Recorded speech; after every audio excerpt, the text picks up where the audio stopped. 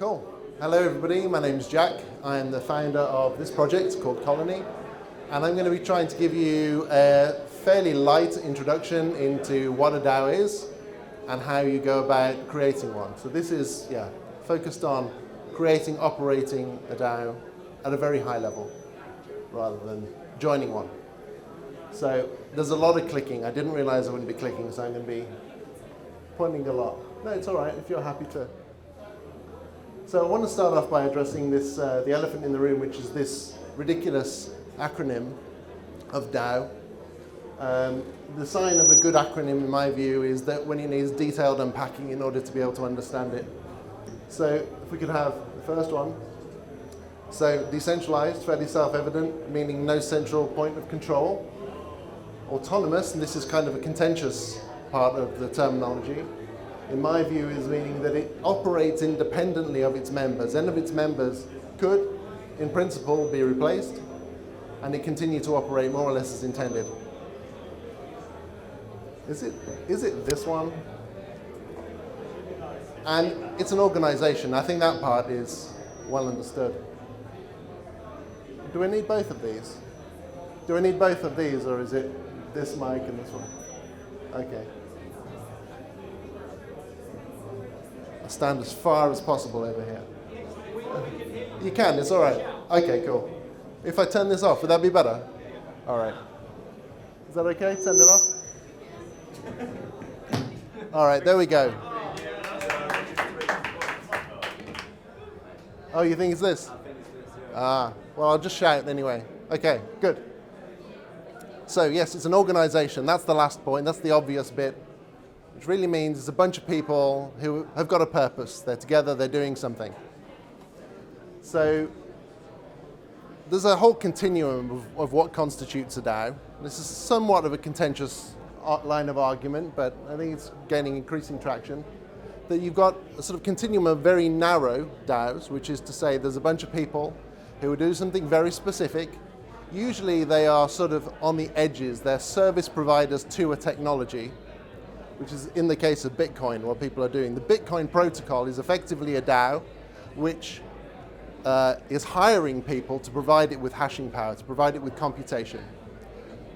And then you've got a broad range of things up to what are known as broad DAOs, meaning something where the activity that the DAO is undertaking is arbitrary. It could be anything, and people can propose things and anything can be done.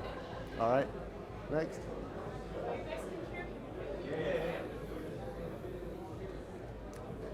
So, in summary, given that there are a broad range of definitions of what a DAO is, when people are talking about DAOs, usually they are saying that it's a company with a purpose. Sorry, not a company, it's a community with a purpose that has the ability to manage resources, which could be money in the form of tokens, various other kinds of digital assets like NFTs and on-chain protocols.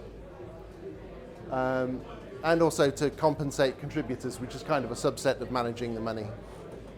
And importantly, this is possible, to Daniel's point earlier on, although this has been bastardized somewhat in recent years, without people needing to trust one another. That's quite key. And the reason why it's possible for people to not have to trust one another is, next slide please, because the rules of engagement, unlike in a company, the rules of engagement are enforced by smart contracts on a blockchain rather than by everybody having signed agreements and you having the laws of a land that you're abiding by. So the rules of engagement, the ability to interact with the organization, is a function of its programming. Next.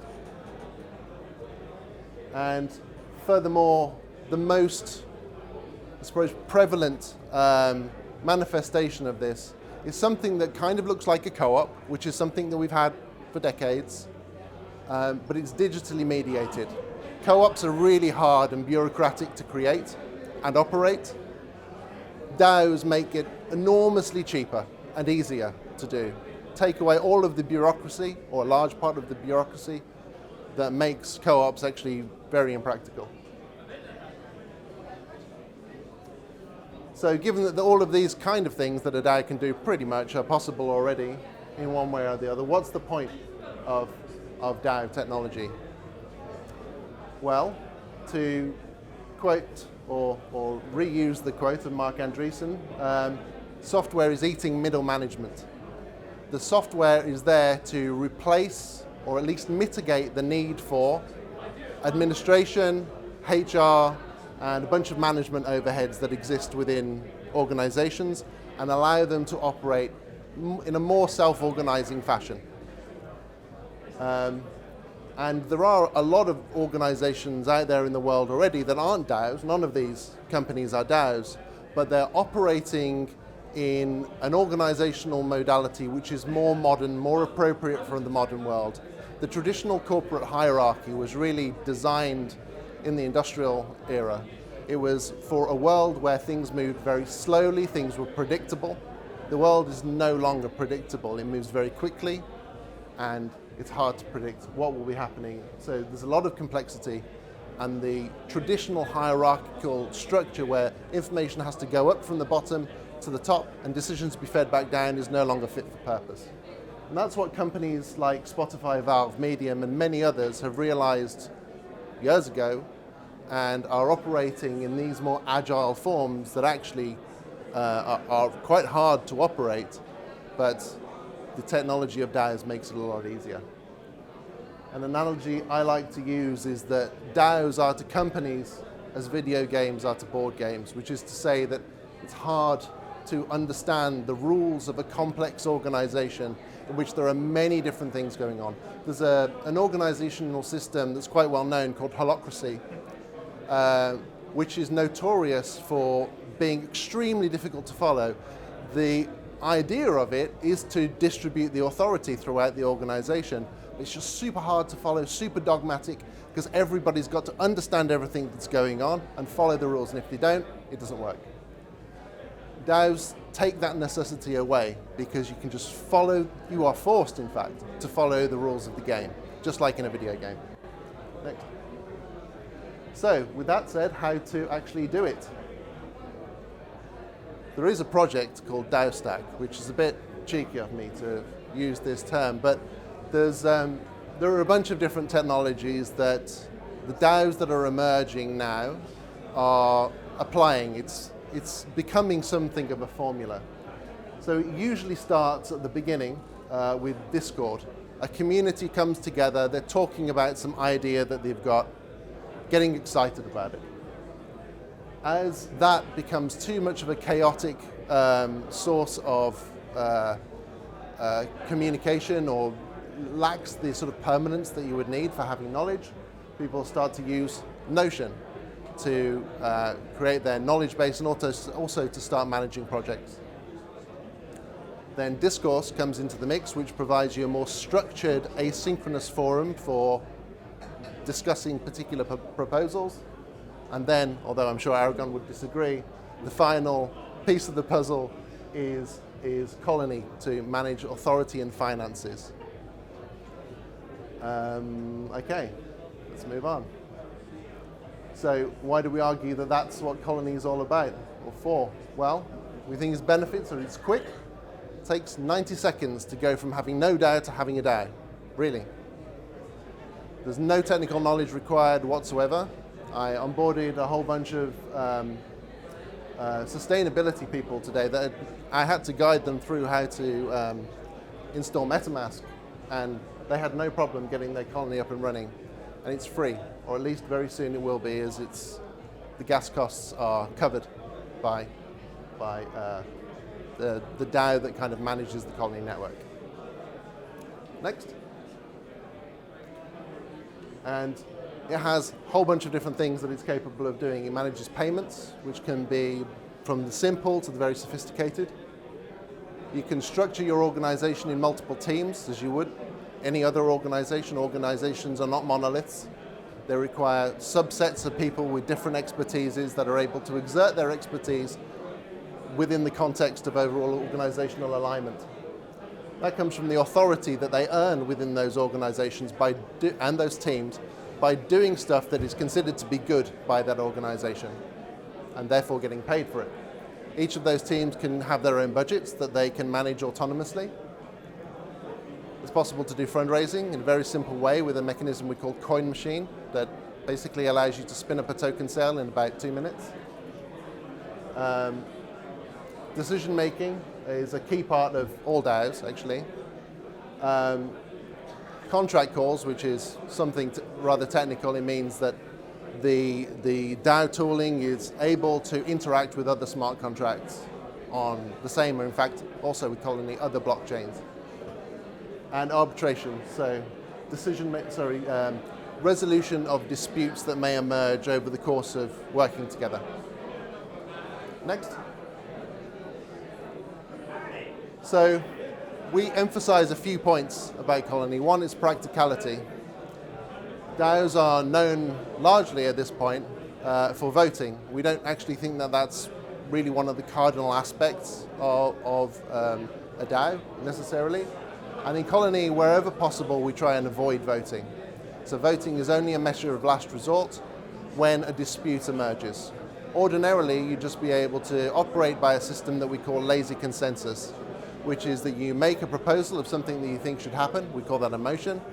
As long as nobody objects to it, then it will pass. But people have a grace period during which they can object. And so you can have decentralized decisions that take place without any voting by virtue of the fact that people could if they wanted to. Next, please. It's also designed for flexibility. There's kind of a core of Colony that we call the Colony network. And then in addition to that, we can add extensions. So we think that, as I say there, your organization, your rules. There's no one way to operate an organization. And you need the flexibility to be able to do the things that your organization requires. And that's what these sort of modular extensions, like plugins, apps, whatever you want to call them, allow you to do. Next, please. And a seamless, intuitive user experience that is familiar to anybody that already understands how to use any moderately sort of powerful Web 2 product. If you can use something like Trello or Asana, you'll be able to use Colony, no problem. Next. So let me get on to some top tips that I've got for creating a DAO. One is to start small. Don't immediately try and get everybody in the world to coordinate together on some new project. It's very, very hard to herd cats. And so it makes a lot of sense to start small, get organizational processes in place, have people understand what's going on. Second is to vet talent. Daniel made a sort of great plea for people to be able to come to an organization and contribute, and that's possible in many contexts.